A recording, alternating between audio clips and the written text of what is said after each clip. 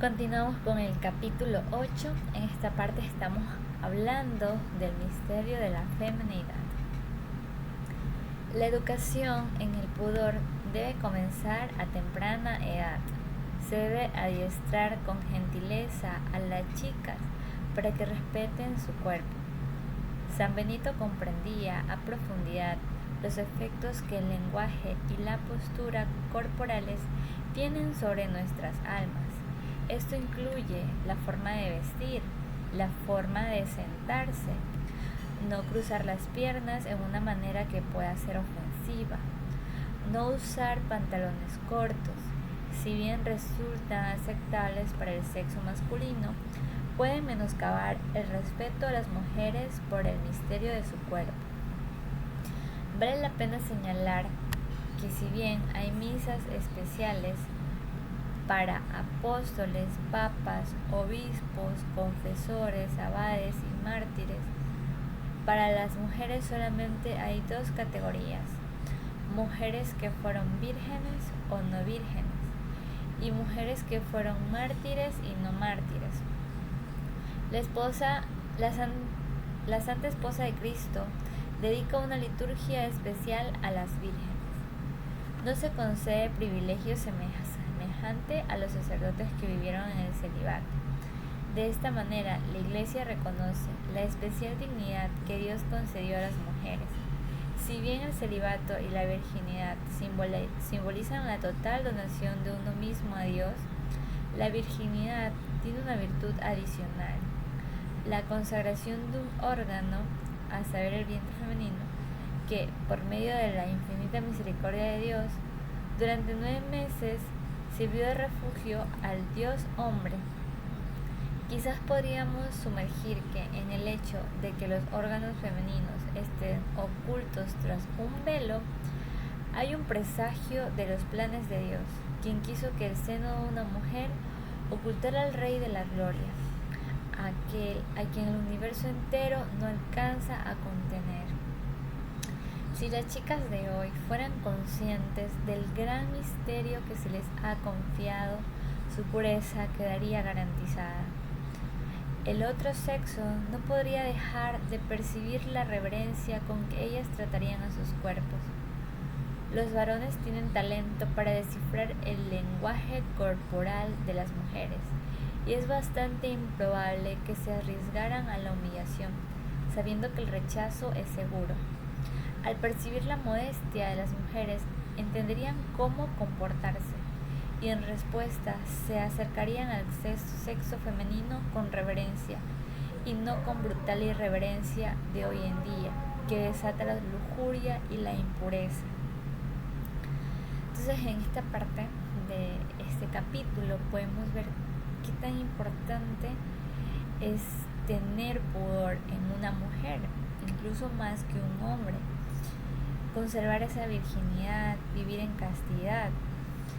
Y nos dice que al nosotros aprender, incluso si no la tenemos, sino que aprender de aquella forma de vestirnos correctamente, de aquella forma de sentarnos bien, sin tentar a alguien, como decía ahí, sin ser como que perversa, pues podríamos incluso no solamente ayudarnos a nosotras mismas, sino también ayudar a aquellos hombres a también educarse, a saber cómo tratar a una mujer con mucha delicadeza, no de manera déspota, como dice aquí, no como con brutal irreverencia como lo hacen hoy en día. Pues a veces hay muchas situaciones en que las mujeres han sufrido mucho de alguna violencia por parte de un hombre, porque no se les ha enseñado a aquellas mujeres de aquella grandeza que tienen, de aquel gran misterio que tienen en su cuerpo por ser mujer. No se les ha enseñado a cuidar, no se les ha enseñado a tener con pureza aquella feminidad que se les ha dado. Entonces todo esto hace de que los hombres tampoco puedan comportarse de buena manera. Entonces este es un llamado que nos hacen también aquí leyendo este apartado, de que cada día si se nos hace difícil, porque muchas de nosotras quizás ya tenemos en nuestra cultura, en nuestra forma de vivir, pues en nuestro alrededor incluso modas que nos influyen bastante y que no guardan para nada el poder, pues tratemos cada día de poder mejorar, revisar qué nos ponemos. No está mal que cada vez que nos vayamos a poner algo, nos vayamos a vestir algo, realmente pensemos en lo que nos estamos poniendo. Bueno, quizás nos tome tiempo, pero ir viendo que aquello cuide realmente nuestro cuerpo, cuide aquella pureza que tenemos, y no solamente va a cuidar nuestra alma, como les estaba diciendo, sino que también vamos a ayudar a cuidar el alma de aquellas personas con las que vamos a estar, con personas que queremos, como nuestros amigos, nuestros compañeros de trabajo o cualquier persona que vamos en la calle, en el transporte. Vamos a poder ayudar a que Dios también pueda cuidar de esas almas con nuestro pudor, con nuestra buena forma de decir, de hablar, de expresarnos. Entonces más acá dice: el evangelio del secularismo enseña que el sexo es un instinto que no tiene diferencia alguna con respecto a otros instintos como el hambre o la sed.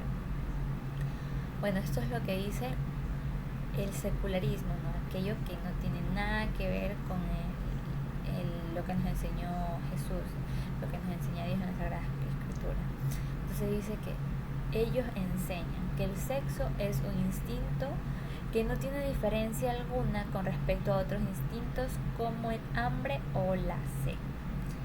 En la actualidad, la teoría prevaleciente dicta que, así como otros instintos exigen una satisfacción, el impulso sexual tiene sus propios derechos y el hombre debe atender sus necesidades y responder a su mensaje.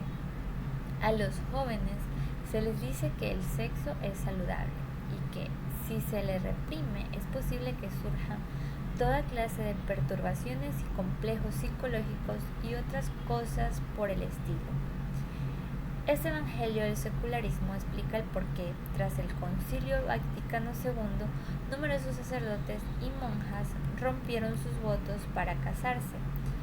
Algunos de ellos literalmente entraron en pánico al descubrir que, siendo vírgenes, sufrían de daños psicológicos severos. Cándidamente creyeron que habían dado con la clave de todos sus problemas. Lo cierto es que el sexo no es un instinto igual que el hambre y la sed. Entonces, aquí corrige la autora, ¿no? Contraponiendo aquel anterior argumento del secularismo. Pues el sexo no es un instinto igual que el hambre y la sed. No es solamente que el sexo siempre es profundo y serio, lo cual no puede decirse de otros instintos, sino que definitivamente está pensado para estar al servicio de la aspiración humana más profunda, el amor. Solamente el amor puede dar al sexo su verdadero significado, que quedará para siempre oculto ante aquellos que solamente perciben su aspecto biológico. A partir del hecho de que el sexo involucra a otra persona, debería quedar claro que éste difiere radicalmente de otros instintos. El alimento es inanimado, como lo es la bebida. En cambio, en el sexo, el hombre tiene un compañero, y ese compañero es una persona creada a imagen y semejanza de Dios, a quien hay que acercarse con reverencia. Innumerables personas han sido lastimadas, incluso de por vida, porque han sido utilizadas como juguetes en el ámbito sexual. Usamos la comida como el medio para satisfacer el hambre. Bebemos agua para saciar la sed. conscientes del hecho de que estos objetos inertes fueron creados para servirnos, son para nosotros. No se ama el agua por sí misma, pues es un simple medio para satisfacer una necesidad. No obstante, como claramente lo expresó Kant, nunca se debe usar a un ser humano como si fuera un medio. Dada su dignidad como persona, hay que acercarse al compañero con reverencia. No es un instrumento, no es un juguete que nos da placer. Solamente por esa razón podemos realmente entender la gravedad de la cuestión sexual. Más aún, puesto que el sexo se relaciona no solamente con algo profundo, sino con algo íntimo, implica la revelación de uno mismo, como lo dice el relato del Génesis. Adán conoció a Eva. Esta es una forma elocuente, si bien sucinta, para decir que en la mutua donación de los cónyuges, ellos se muestran de una manera única e inigualable.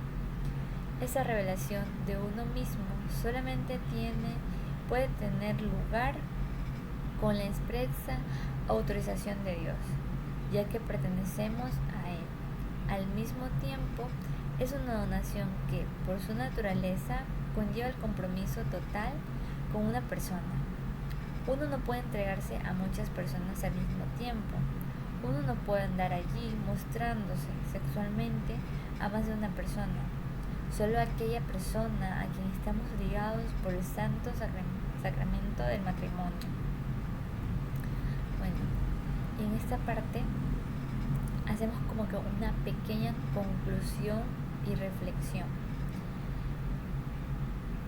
El sexo es muy diferente al instinto del hambre y de la sed. ¿Por qué? Porque este instinto de hambre y sed está muy relacionado a cosas, y las cosas no se aman, las cosas se usan, las cosas nos sirven para nuestro bienestar. Entonces, cuando se trata del instinto sexual, estamos hablando de que no son cosas las que llenan este instinto, sino que son personas las que están en esta situación. Entonces las personas no se usan.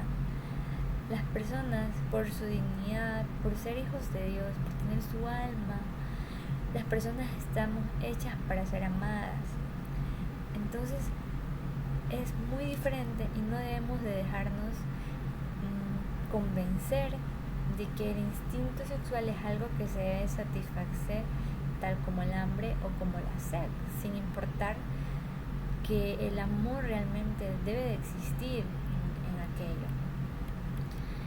Y cuando hay esa unión entre el hombre y la mujer que Dios consagra, porque cuando hay el matrimonio, Dios consagra aquella unión, la bendice por Él. Y algo muy bonito que nos hacen recordar cuando ocurre este sacramento del matrimonio es que el hombre y la mujer ya no son dos personas diferentes, sino que nos dice que ahora son una sola carne. Entonces, estas personas ahora van a ser una sola y no pueden darse a más personas, como dicen, no se pueden entregar a nadie más, porque ahora son una sola persona y ambos son los que van a construir aquel hogar, son los que se van a confiar todo, porque en este santo matrimonio, en este sacramento del santo matrimonio, pues tienen esa misión de ser una sola persona, como dicen, en la vida y en la muerte, por siempre, en la enfermedad, en el bienestar, en la felicidad, en la tristeza, en todo momento, y siempre en la compañía de Dios, porque incluso en el matrimonio también hay que cuidar de la castidad. Entonces Dios es aquel que puede dar esa fuente de virtudes cuando Él está ahí y nosotros nos dejamos amar por Él. porque es sagrado, porque es profundo, porque la esfera sexual pertenece a Dios de manera especial, su abuso es grave. Considerar la esfera sexual como algo divertido es una profanación, y su abuso, cuando todas las condiciones por el pecado se cumplen, conciencia plena y voluntad plena, constituye un pecado mortal que nos separa radicalmente de Dios. Esta profanación se torna más clara al recordar que esta esfera está ligada a la procreación. Esta misteriosa colaboración entre los cónyuges y Dios para crear un ser humano. Separar el amor de la fecundidad es como sembrar la semilla que en última instancia conducirá a una destrucción. No es ninguna casualidad que los matrimonios que practican métodos artificiales de control natal son los que con mayor frecuencia se separan. En esta parte nos hablan de aquellas prácticas anticonceptivas. Pues bien sabemos que hay métodos que toman medicamentos, métodos que se implantan algo en el cuerpo, y la mayoría de estos métodos son aplicados en las mujeres, y en muchas personas o en muchas comunidades, muchas culturas, esto es muy normal. Incluso para los católicos, muchas familias católicas, es muy normal cuidarse. Muchas veces le dicen cuidarse para no tener hijos, porque hay un tema muy relacionado de que no se ven a los hijos como un regalo de Dios, sino que se ha creado esta mentalidad de que los hijos son una carga.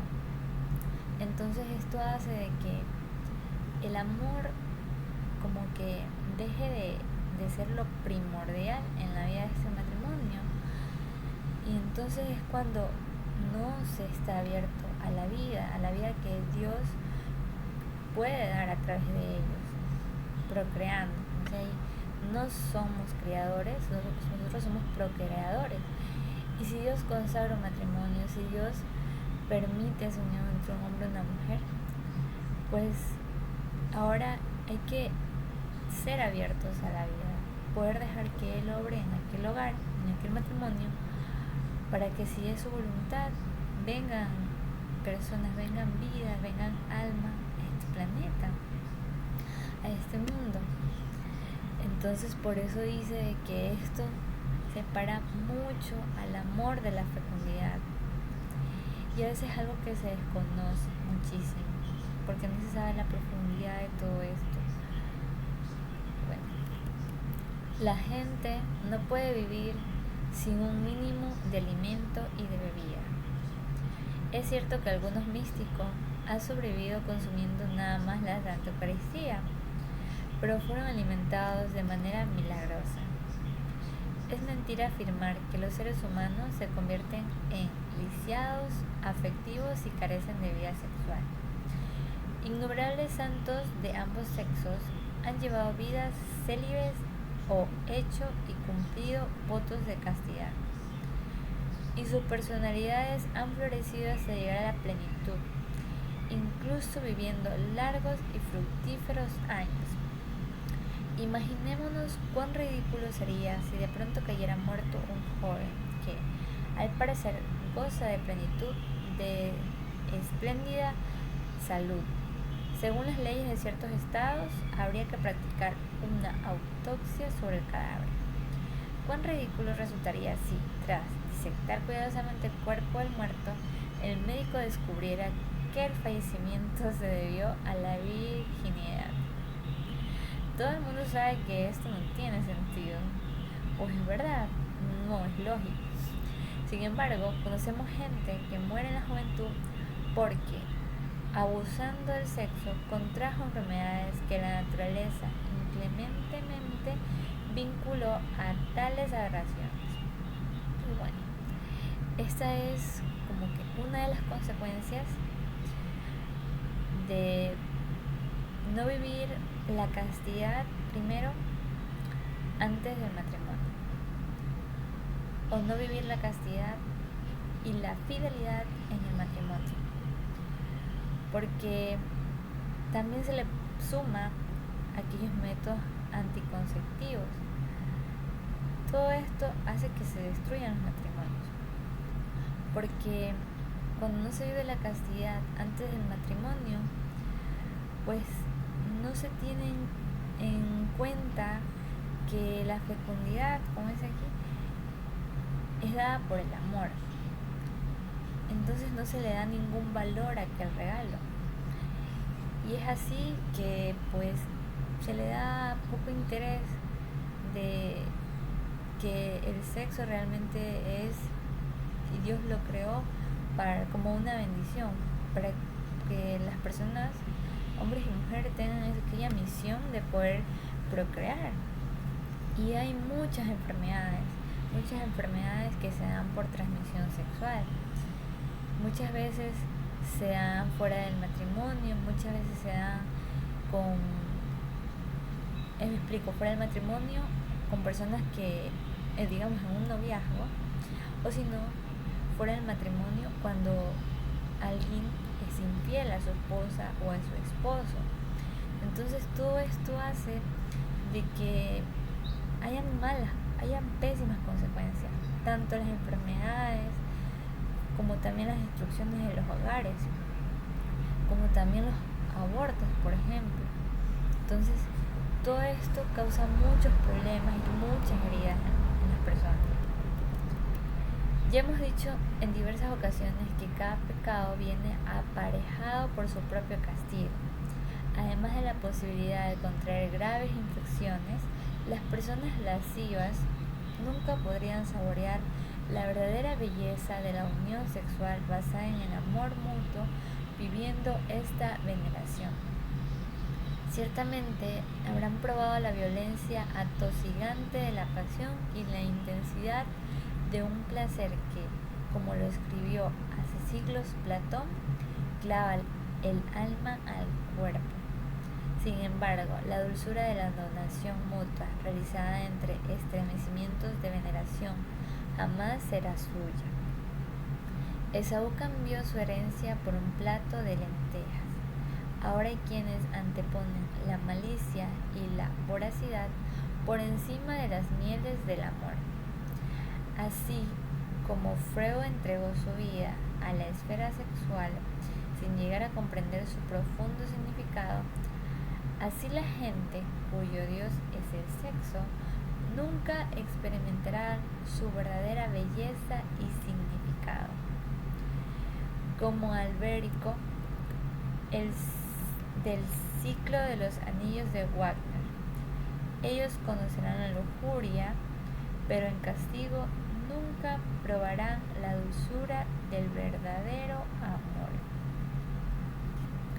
Entonces hasta aquí hemos visto el 8.1, que nos habla del misterio de la feminidad, y podemos reflexionar qué tan importante es cuidar de aquel misterio que se nos ha dado, y dice que está como escondido en nuestros cuerpos, porque tiene que ser muy cuidado.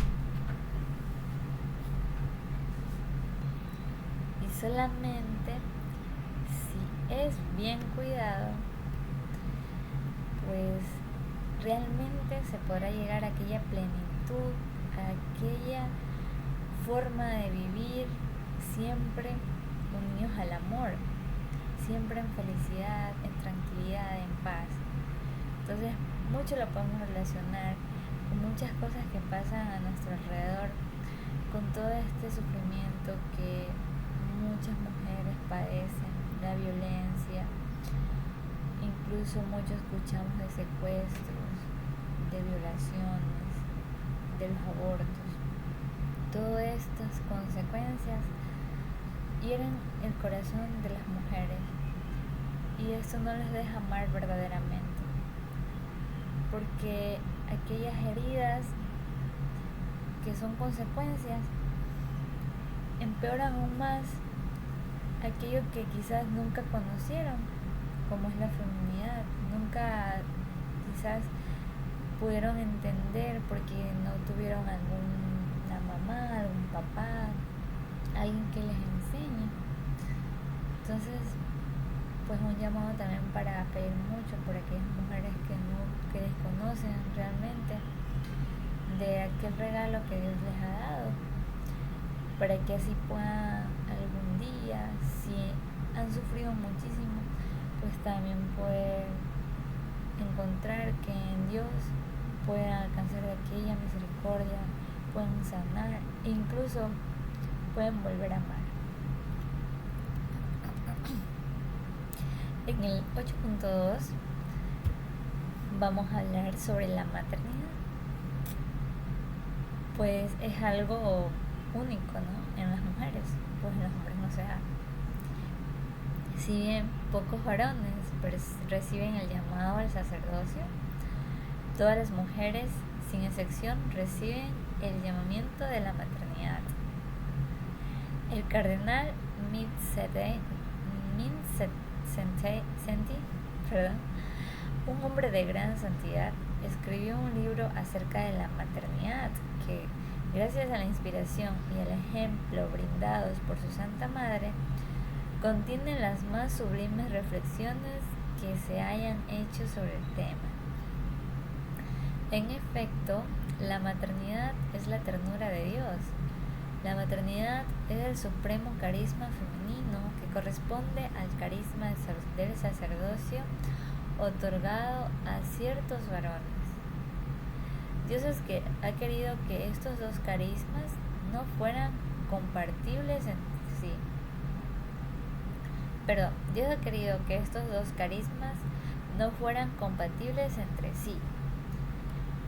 En el libro de Eternal Woman, Gertrude von Lefort escribió: ser madre, sentir como madre, significa brindar especial atención a los necesitados, inclinarse con amor y cuidado hacia todo aquello que es débil y pequeño sobre la tierra. Un poco lo relaciono con uno de los primeros capítulos, que nos decía que una mujer siempre se va a preocupar mucho más por las personas, por la salud de las personas, tanto en lo físico como en lo espiritual. Pero que los hombres tienen como que ese llamado a cuidar y que tratar de que todo esté bien con respecto a la economía, a las cosas. Pero con una mujer es totalmente diferente. Y por eso aquí nos dice que ser madre es eso, buscar atender a las personas que están más necesitadas y así cuidarlas como que con mucho amor. Dice: a partir de la legalización del aborto ocurrió una obra diabólica que destruyó el sentido de la sacralidad de la maternidad en esas mujeres trágicas que permitieron el asesinato de sus hijos. El aborto no nada más asesina a un inocente, sino que asesina de manera espiritual a las mujeres. Aquellos que dedican amorosa atención a estas víctimas de nuestra sociedad decadente saben que la herida abierta en esas almas es tan profunda que solamente la gracia de Dios puede sanarla. El alma misma de la mujer fue creada para la maternidad. Una vez pisoteado este llamamiento sublime, tales mujeres se convierten en asexuadas, terminan enfermas hasta la muerte. La maternidad es un llamado sublime, y si bien a menudo el corazón ingrato del hombre olvida los sufrimientos que pasó su madre para traerlo al mundo, y la infancia y la infinita devoción que puso en criarlo, es bien sabido que al enfrentar la muerte en el campo de batalla, las últimas palabras y pensamientos de un varón se dirigen hacia la madre. Los soldados moribundos exclaman en su lecho de muerte: mamá. Entonces, pues aquí hemos finalizado con el capítulo 8. con un tema tan especial que es de la maternidad. Pues las mujeres, desde antes de tener un hijo en un vientre, se pueden ver cómo están llamadas a la maternidad y cómo espiritualmente, se podría decir, se caracterizan en la mayoría de las veces en cualquier situación que estén, a siempre tratar de servir a los demás, siempre estar pendientes de que estén bien de comida, que estén bien de salud, que si les falta algo, poder estar ahí para ayudar.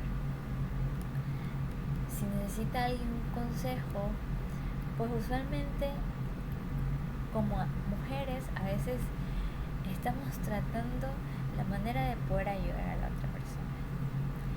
Y bueno, también nos hace un hincapié en que la maternidad ha sido herida totalmente por el aborto. Porque aparte de haber un daño físico, pues quizás solamente aquellas mujeres que han tenido que pasar por esta situación muy difícil, solamente aquellas mujeres sabrán de todo lo que pasa, de todo lo que ella siente.